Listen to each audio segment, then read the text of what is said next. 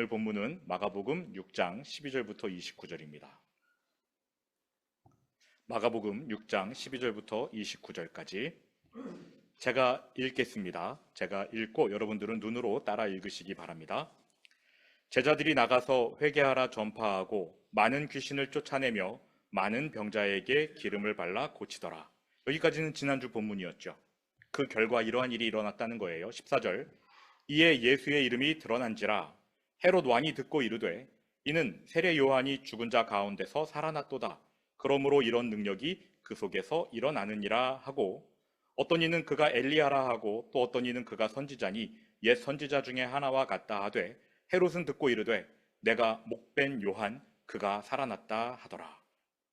전에 헤롯이 자기가 동생 빌립의 아내 헤로디아에게 장가든 고로 이 여자를 위하여 사람을 보내어 요한을 잡아 옥에 가두었으니 이는 요한이 헤롯에게 말하되 동생의 아내를 취한 것이 옳지 않다 하였음이라. 헤로디아가 요한을 원수로 여겨 죽이고자 하였으되 하지 못한 것은 헤롯이 요한을 의롭고 거룩한 사람으로 알고 두려워하여 보호하며 또 그의 말을 들을 때에 크게 번민을 하면서도 달갑게 들음이러라. 마침 기회가 좋은 날이 왔으니 곧 헤롯이 자기 생일에 대신들과 천부장들과 갈릴리의 귀인들로 더불어 잔치할세 헤로디아의 딸이 친히 들어와 춤을 추어 헤롯과 그와 함께 앉은 자들을 기쁘게 한지라.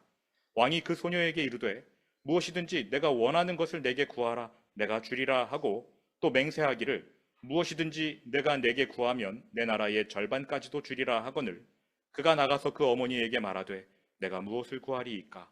그 어머니가 이르되 세례 요한의 머리를 구하라 하니 그가 곧 왕에게 급히 들어가 구하여 이르되 세례 요한의 머리를 소반에 얹어 곧 내게 주기를 원하옵나이다 하니 왕이 심히 근심하나 자기가 맹세한 것과 그 앉은 자들로 인하여 그를 거절할 수 없는지라. 왕이 곧 시위병 하나를 보내어 요한의 머리를 가져오라 명하니 그 사람이 나가 옥에서 요한을 목베어 그 머리를 소반에 얹어다가 소녀에게 주니 소녀가 이것을 그 어머니에게 주니라. 요한의 제자들이 듣고 와서 시체를 가져다가 장사하니라.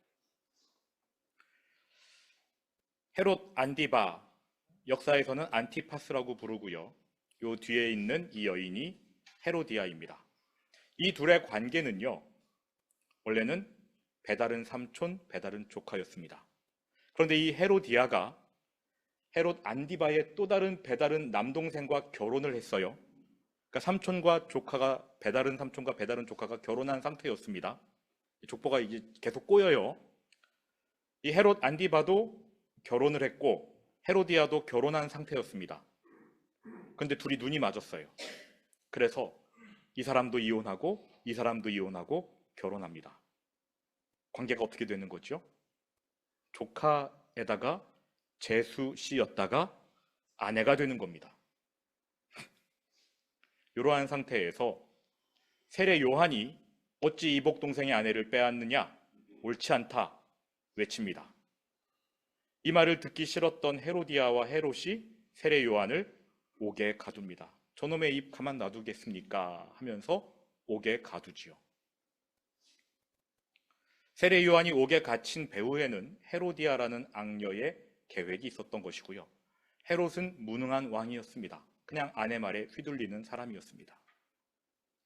전에 헤롯이 자기가 동생 빌립의 아내 헤로디아에게 장가든 고로 이 여자를 위하여 사람을 보내어 요한을 잡아 옥에 가두었으니 요한이 헤롯에게 말하되 동생의 아내를 취한 것이 옳지 않다 하였습니다. 듣기 싫은 겁니다. 올바른 소리를요. 그런데 헤롯은 세례 요한을 죽이는 게 거리껴졌어요. 선지자니까 함부로 죽일 수 없다 생각했습니다. 헤로디아는 죽이고 싶었고요. 좋은 기회가 왔습니다. 헤롯이 생일날 잔치를 펼쳤는데 그때 헤로디아의 딸이 와서 춤을 춥니다. 이 헤로디아의 딸은 그전 남편에게서 얻은 딸인데요. 춤을 출 이 당시에 이 딸도 결혼을 했는데 누구랑 결혼했느냐? 헤롯의 동생. 작은 아버지가 아니죠. 작은 할아버지랑 결혼을 했어요.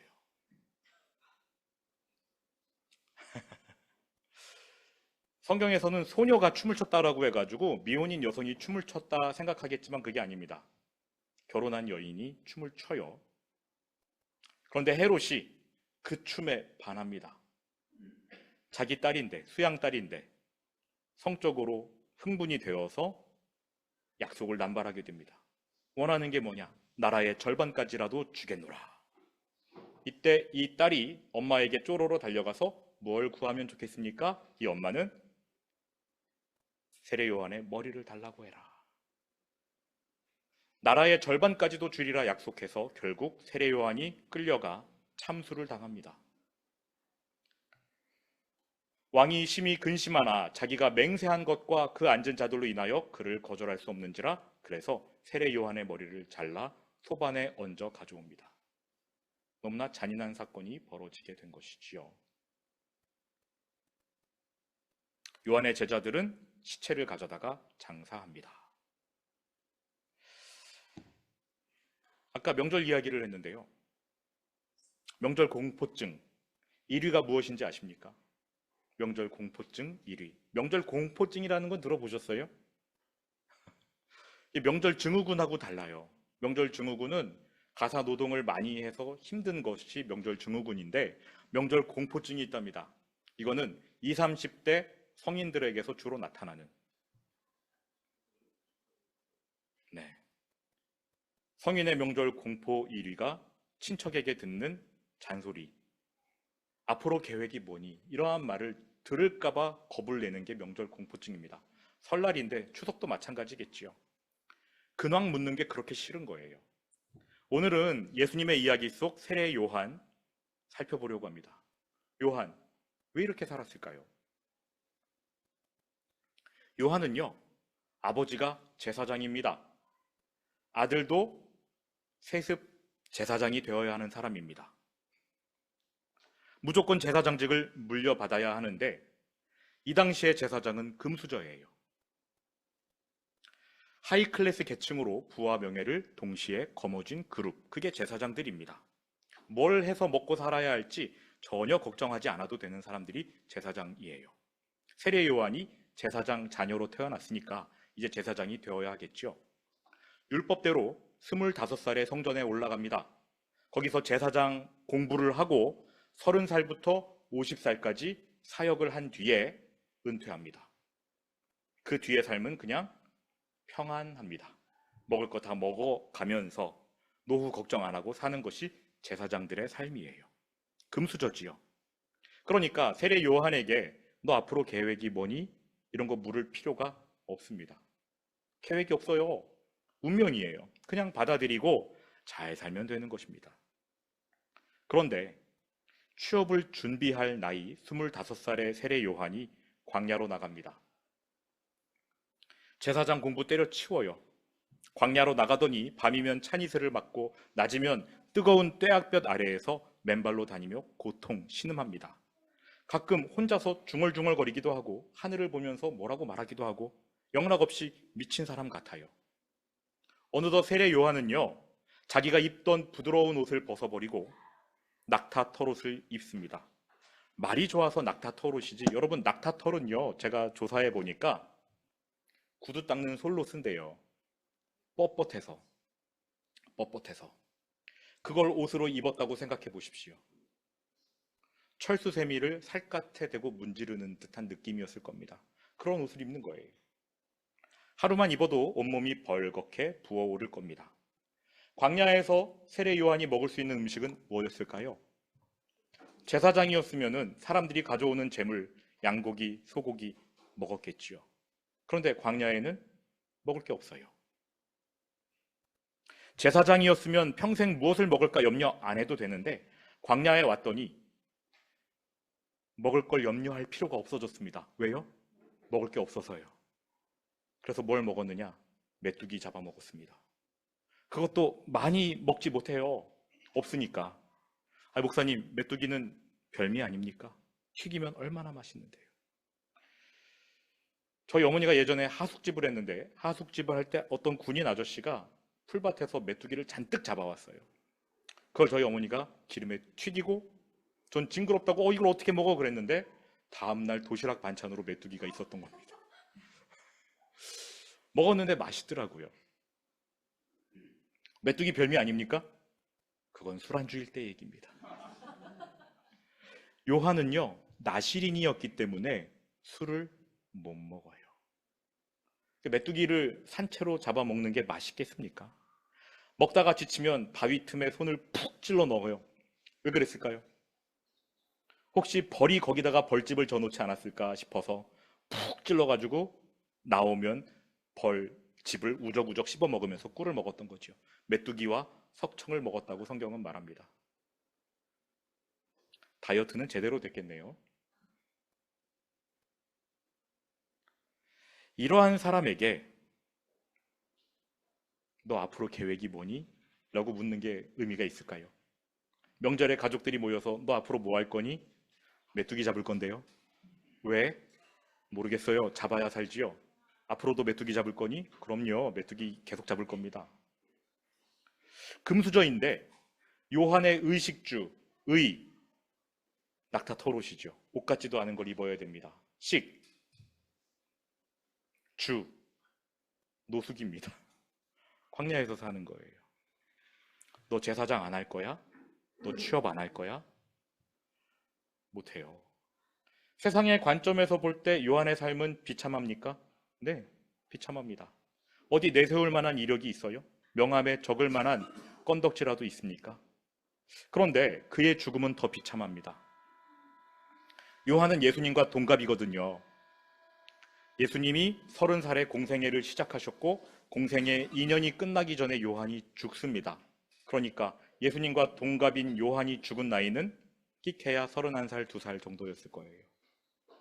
본문에서 보신 것처럼 왕의 부도덕함을 지적하다가 감옥에 갇혔고 이후 성적으로 흥분한 변태 가문의 변태 왕이 남발한 약속을 지키려고 했다가 요한이 죽는 거잖아요.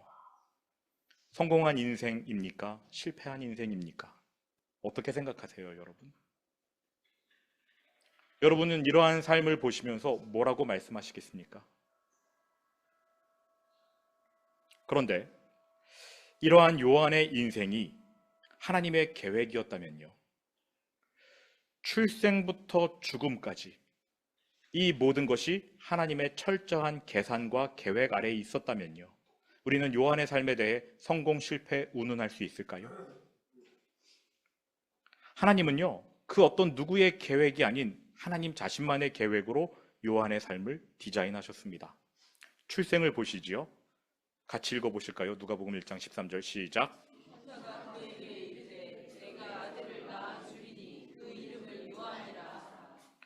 요한의 아버지 사가랴 제사장은 노년인데도 아들을 낳지 못했습니다. 이때 성전에 들어간 그에게 가브리엘 천사가 와서 너에게 아들을 줄 것이다. 그의 이름을 뭐라 하라? 요한이라 하라. 이름부터가 정해진 사람입니다. 하나님이 정해 주셨어요. 이 사람의 정체성은요, 하나님이 나시린으로 아예 정해 버리셨습니다.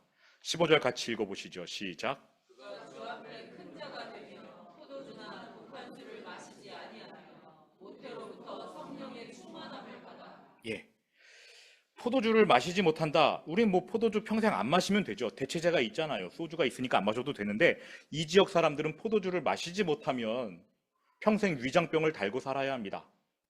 물이 석회질이 잔뜩 끼어서 포도주를 물 대신 마셨거든요. 그러니까 포도주를 먹지 말라는 거는 물을 먹지 말라는 말과도 같습니다. 나시린에게 하나님이 금하신 거 3가지가 있는데 시체를 만지지 말고 머리를 깎지 말고 포도주를 마시지 말아라. 포도 근처에도 가지 말아라. 이 3가지를 금하셨어요. 이러한 사람들이 나시린입니다. 나시린은 그래서 서원한 사람만 딱 3주 동안 이걸 지켜요. 너무 힘드니까. 근데 세례 요한은 평생을 나시린으로 살아야 했습니다. 성경에 나오는 평생 나시린은 딱 3명이에요. 첫 번째 삼손, 두 번째 사무엘, 세 번째가 세례 요한입니다. 삼손을 평생 나시린으로 삼으신 이유는 뭐죠? 그 시대가 너무 어두우니까 하나님 믿는 사람 너가 본을 보여라. 치렁치렁한 머리를 달고 다니면서 하나님 뜻대로 사는 사명을 받은 게 나시린이었습니다. 삼손 실패했지요. 시체 만지고 포도주 진탕 마시고 머리는 창녀에게 깎여서 쓸모없어진 사람이 돼버립니다. 물론 하나님이 나중에 그를 다시 회복시켜서 블레셋 군대를 무찌르는 일을 감당하지만요. 그 자리에 하나님이 놓아두신 사람이 누구냐? 사무엘입니다. 사무엘은 그래서 하나님 믿는 사람의 모습을 제대로 보여주고 온 백성에게 회개를 독려합니다. 미스바라는 장소에 모여 그들에게 회개를 가르치지요. 그게 나시린의 역할이에요. 세례 요한, 이때 세례 요한의 역할이 너무나 중요했습니다. 왜냐? 이제 메시아가 오시거든요. 그분을 믿지 않으면 그냥 지옥인 거예요. 이미 도끼가 나무 뿌리에 놓였으니 세례 요한이 그렇게 말하기 시작하지 않습니까? 이제 놓였다. 천국이 가까이 왔느니라. 회개하라. 그 역할을 하기 위해 세례 요한은 평생 나시린으로 고통스럽게 살아야 했습니다. 세례 요한의 사역은 역시 정해져 있습니다. 누가복음 1장 16절 같이 읽습니다. 시작.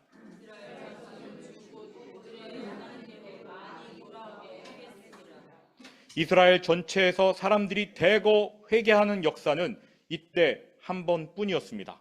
세례 요한만 이 일을 감당했어요. 그 전에 누구도 하지 못했던 일을 세례 요한이 한 겁니다.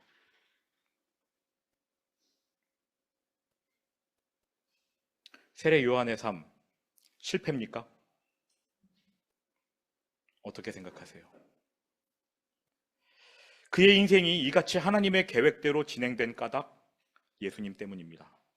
만일 예수님이 오시지 않았거나 한 세대 더 늦게 오셨어도 세례 요한은 제사장 무리에 속하여 잘 먹고 잘 살고 건강하게 잘 죽었을 겁니다. 그런데 예수님이 요한의 때에 오셨어요. 여러분, 예수님은 하나님이십니까? 아닙니까? 하나님이시죠? 하나님이시죠? 성전은 뭐 하는 곳이에요? 하나님 만나는 곳이잖아요. 여기 건물로서의 성전이 있고 걸어 다니는 성전이 있습니다. 어디에 하나님이 계시죠? 걸어 다니는 예수님이 하나님이셔요. 그럼 이 건물로서의 성전은 의미가 없습니다. 예수님도 이 건물 성전에 가서 뭐라고 말씀하셨어요? 강도의 소굴이다. 너희가 기도하지 않는구나? 강도의 소굴이다. 그러면 여기 있는 제사장들은 하나님을 만나기 위해 어디로 가야 합니까? 예수님께 나아가야 되죠. 여기 있는 제사장 중에 예수님께 나아간 사람은 한 명도 없습니다. 예수님께 나아갔던 제사장은 딱 한 명. 누구? 세례 요한이었습니다. 진짜 제사장이라면 성전을 뛰쳐나와 예수님께 가야 하는데 예수님을 만난 제사장은 딱 하나, 세례 요한뿐이었습니다.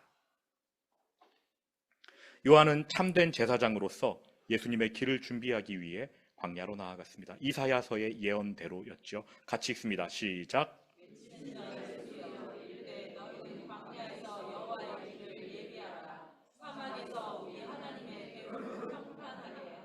예수님이 오실 것을 준비하기 위해 광야로 나아가라는 이사야서의 말씀대로 세례 요한은 광야에 나아갔습니다.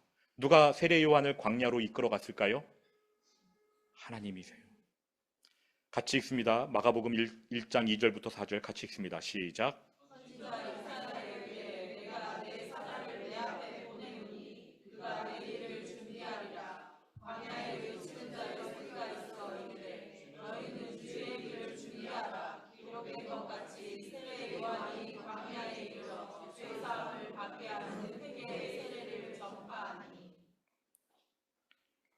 원래 제사장의 역할은 본인은 물론 사람들을 하나님께로 인도하는 것인데 이 일을 세례 요한이 성경의 예언대로 감당했습니다.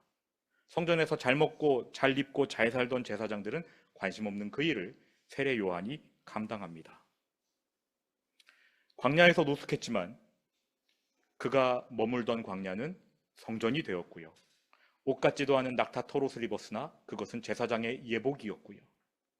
말도 안 되는 음식을 먹었지만 그것은 예수님과 동행하기 위해 그가 취했던 하늘의 양식이었던 겁니다. 무엇 때문에 세례 요한은 광야로 나아갔어요? 예수님. 무엇 때문에 그는 인생의 성공, 세상적인 성공을 버렸습니까? 예수님. 무엇 때문에 비참하게 살았고 비참하게 죽었습니까? 예수 그리스도. 사람들이 예수님을 믿도록 회개를 외치다가 결국 목베임 당해 죽었습니다. 여러분, 이것이 하나님의 계획이고 복음의 힘입니다. 회개하라, 천국이 가까이 왔느니라. 그 천국은 바로 예수 그리스도고요. 마가복음 1장 5절, 온 유대 지방과 예루살렘 사람이 다 나아가 자기 죄를 자복하고 요단강에서 그에게 세례를 받더라. 성경이 말하는 인생의 성공은 무엇입니까? 돈과 명예 이러한 것들이 아니라, 보람된 삶이 아니라 하나님의 뜻이지요. 하나님은 우리의 인생을 하나님의 뜻 가운데로 인도하십니다. 그리고 이 하나님의 뜻으로 인도하는 힘은 계획입니다. 하나님의 계획. 물론 하나님의 계획대로 우리가 로봇처럼 움직이는 것은 아니에요. 하나님의 계획과 그 순간순간 우리는 순종할 것인지 거절할 것인지를 선택해야 합니다. 그래서 이 그래프는 믿음의 그래프가 아니에요. 믿음의 그래프는 이렇게 됩니다. 때로는 순종하겠지만 불순종할 수도 있어요. 반복되겠지요. 그러나 결국은 하나님의 뜻 가운데로 우리의 삶을 인도하십니다. 세례 요한도 마찬가지. 그가 예수님을 의심한 적이 있었어요. 오실 그이가 당신이 오니이까 우리가 다른 일을 기다리오리이까.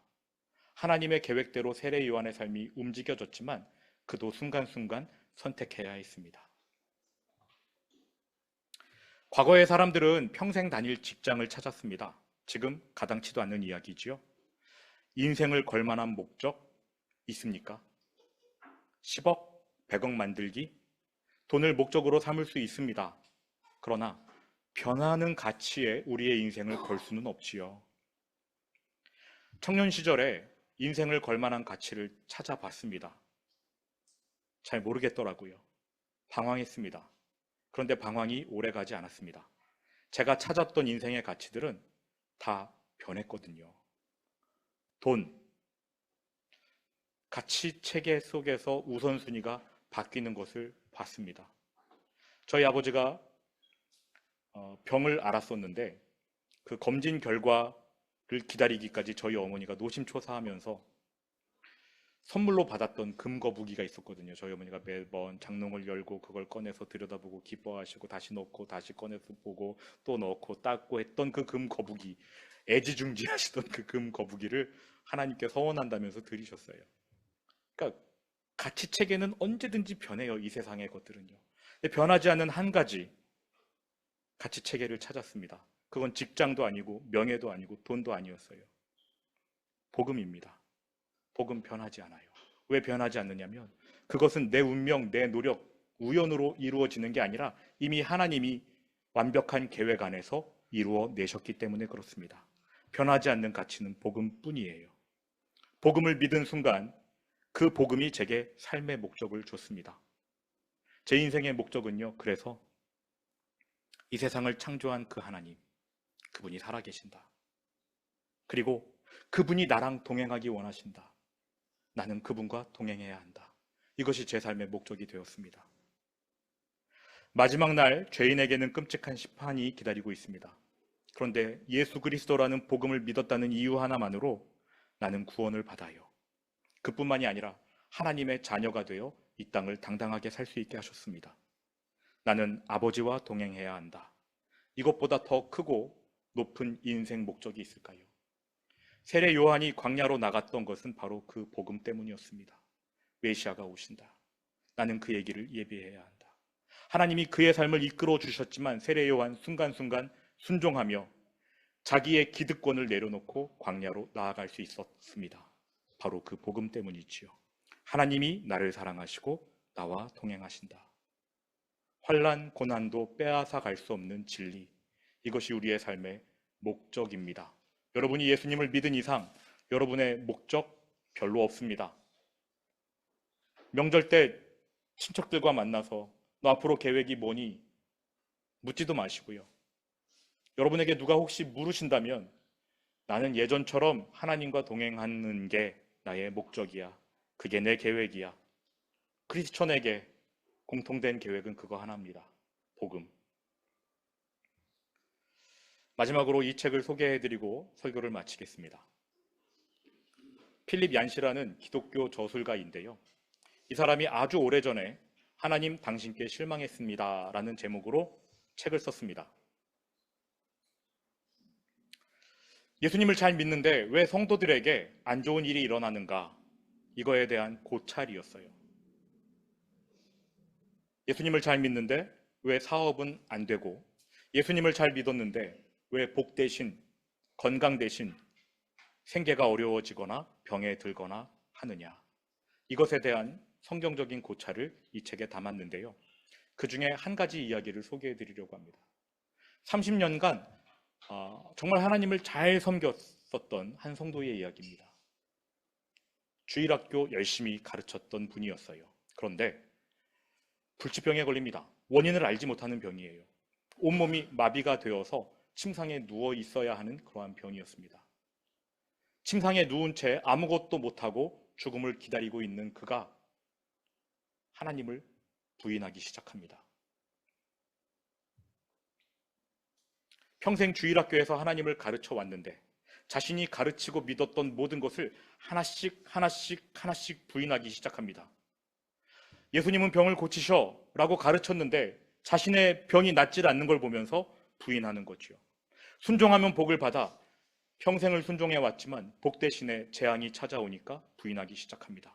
그렇게 자기가 믿어왔던 모든 가치들을 부인하기 시작하는데요. 결국에 부인할 수 없는 세 가지가 남더라는 겁니다. 아무리 부인하려고 해도 부인할 수 없는 세 가지. 그게 뭐냐면요. 첫 번째, 하나님은 계신다. 두 번째, 천국과 지옥은 있다. 여기까지는 이 사람과 별로 관련이 없어 보여요. 하나님 계시는데 내 어려운 상황 아무렇지 않게 여기시고 그냥 넘어가시니까. 또 천국과 지옥이 있다고 해도 안 믿으면 그만이잖아요. 이 세상에서는. 이 사람이 세 번째 너무나 중요한 진리를 붙잡습니다. 하나님이 나를 사랑하신다. 내가 병상에 누워 있을지라도, 이대로 그냥 죽을지라도, 기적이 일어나서 나으면 좋겠지만 그렇지 않을지라도 그 하나님이 나를 사랑하신다. 이분의 삶을 지탱했던 것은 바로 복음이었습니다. 부요함이 아니라, 평안함이 아니라, 건강이 아니라 복음, 하나님이 나를 사랑하시고 그분이 나의 아버지이시다. 이 사실이 이 사람의 삶을 지탱해 준 것이지요. 여러분, 여러분의 삶이 어렵다는 거 압니다. 예수님 믿는데 잘 안 되는 거 알아요. 하나님의 계획 안에 있다는 사실을 기억하십시오. 그리고 그 하나님이 내 아버지이신데 해결해 주신다는 사실도 믿으시기 바랍니다. 천지를 지으신 하나님이, 나를 구원하기 위해 자기 아들까지 내어주신 하나님이 나를 위해 무언들 못하시겠습니까? 이 복음의 진리를 받아들이셨으면 좋겠습니다. 세 가지 기도 제목 함께 읽고 찬양하신 후에 기도하도록 하겠습니다. 같이 읽습니다. 시작.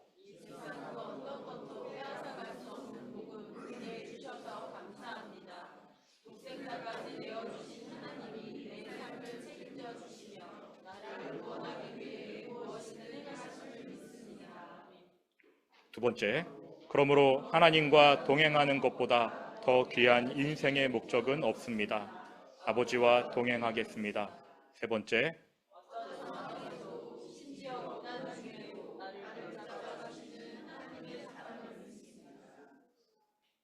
힘든 중에도 하나님이 여러분을 붙들어 주십니다. 외면하지 마십시오. 그 하나님이 여러분을 인도해 주십니다. 하나님의 뜻, 그 계획 속으로 여러분을 이끌어 주실 것입니다. 이 추석 연휴에 이러한 하나님의 사랑을 묵상하시기 바랍니다.